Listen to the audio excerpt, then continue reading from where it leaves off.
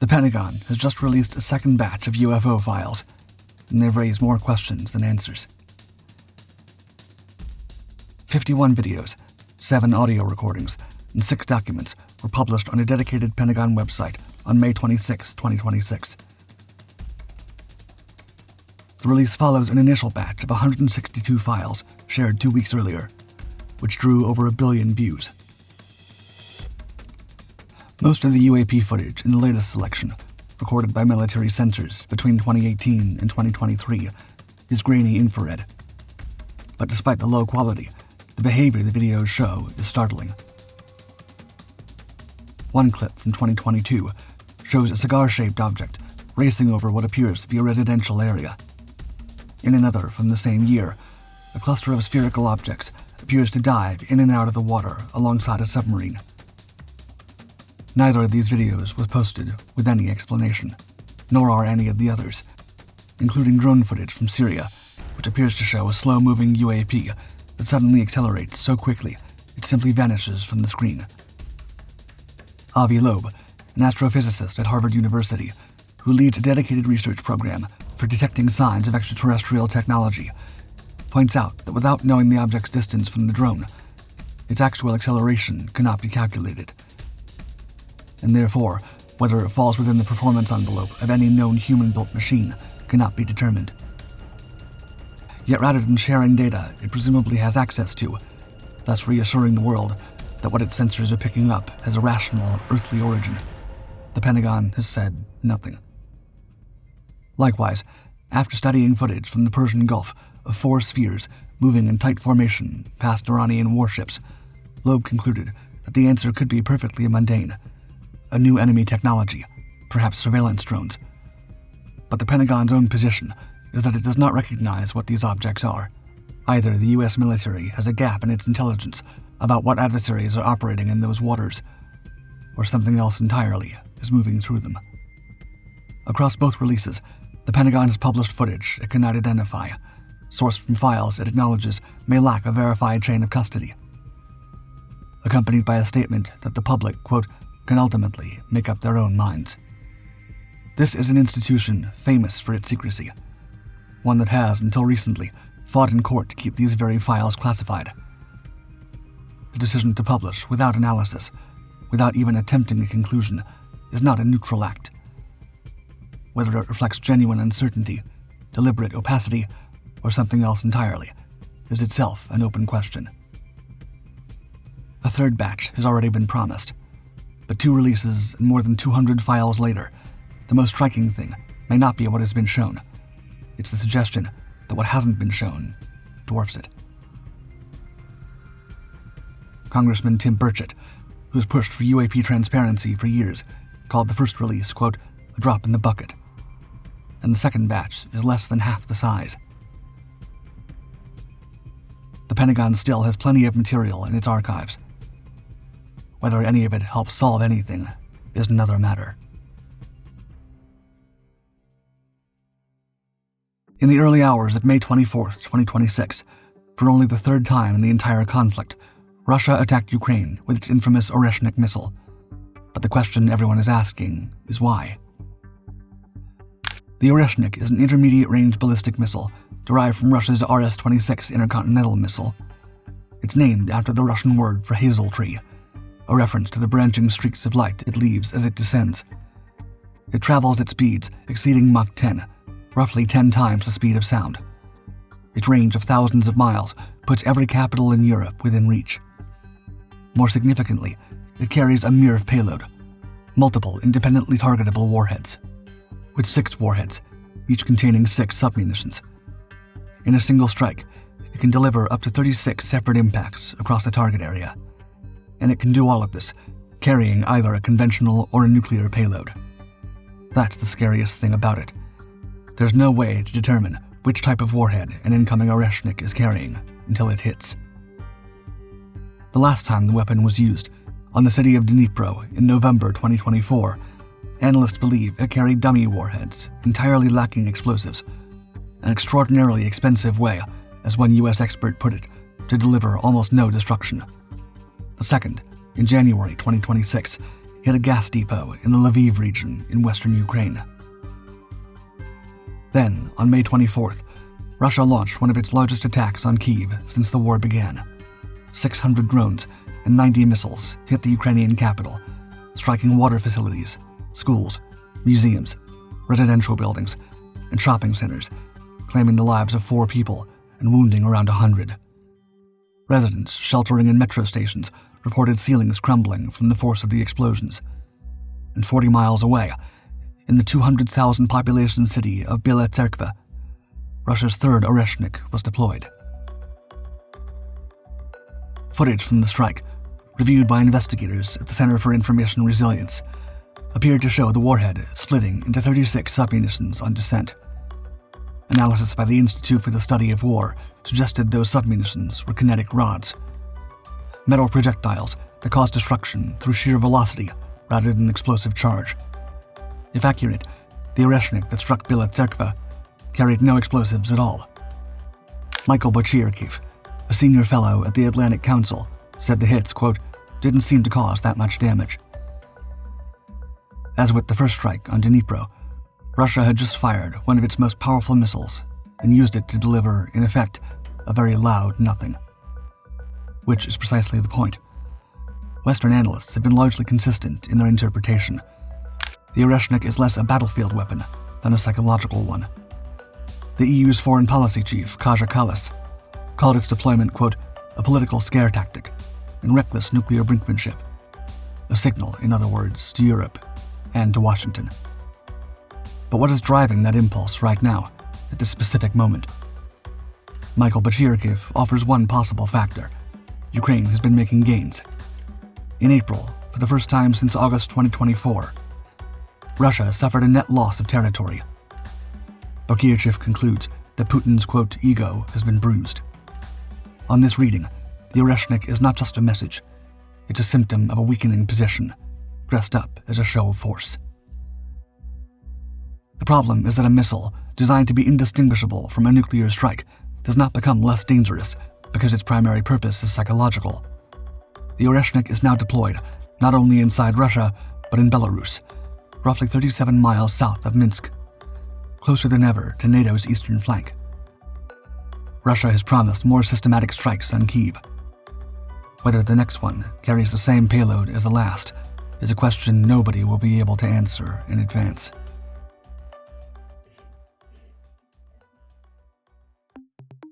For the first time in history, North Korea claims to have tested a missile that didn't need a human to find its target.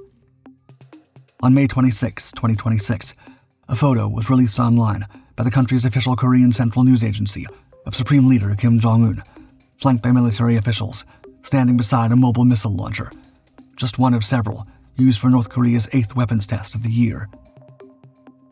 A second image, shared by KCNA, shows a missile blasting off in a column of fire and smoke. The missiles were launched from the city of Jeonju on North Korea's west coast, flying approximately 50 miles before landing in the Yellow Sea. It was the latest test in a sustained accelerating program that has included ballistic missiles, cluster munitions, and anti-warship cruise missiles. But if the report is to be believed, there was something separating this test from everything that came before it. The weapons tested included an unnamed nuclear-capable cruise missile, guided not by a pilot, not by an operator, but by artificial intelligence. According to KCNA, the weapon possesses an ultra-precise automated navigation system. Kim called the results a demonstration of, quote, great technical progress. But the significance of AI guidance goes beyond accuracy. A missile that can navigate autonomously is a missile that requires less human intervention at every stage, from launch to impact. That matters in the context of a decision North Korea quietly made earlier this year that has received far less attention than it deserves. In March, the country amended its constitution to mandate automatic nuclear retaliation if Kim Jong-un is assassinated or the command structure is placed under threat. The relevant article now reads that in such a scenario, quote, a nuclear strike shall be launched automatically and immediately, not on the order of a general or committee, automatically. Taken together, these two developments, AI-guided weapons and constitutionally mandated automatic retaliation point in a very specific direction. North Korea is systematically removing humans from its nuclear decision-making. It's not the first country to think this way. Since 1985, Russia has operated a system called Perimeter, known in the West as Dead Hand, which, once activated, can launch a nuclear retaliatory strike without human authorization. But Perimeter exists within a broader framework. Russia maintains established nuclear protocols, back-channel communications with Washington, and a doctrine built around deterrence rather than first use. In 2024, before launching the Oreshnik missile against Ukraine for the first time, it warned the United States through nuclear conflict reduction channels, 30 minutes in advance. Even at its most dangerous, Russia operates within rules it helped write. North Korea is a different proposition entirely. While it is building toward the same capability, it has been dismantling every equivalent safeguard. It amended its constitution to mandate automatic nuclear retaliation, without international notification, without public debate, and without any of the frameworks that govern how nuclear-armed states are supposed to behave. It has severed diplomatic ties with South Korea, with Kim referring to the South as his country's, quote, most hostile enemy, and boasting that he could, quote, completely destroy it. And since diplomatic talks with the United States collapsed without agreement in 2019, Pyongyang has flatly ignored President Trump's repeated requests for another meeting. So far, everything known about the May 26 test comes from North Korean state media, which has every incentive to present its weapons as more capable than they are. Nonetheless, whether the technology is actually there yet or not, North Korea's direction to travel is clear: a nuclear arsenal that requires less and less human involvement, and a leadership with less and less interest in the protocols designed to keep one from being used.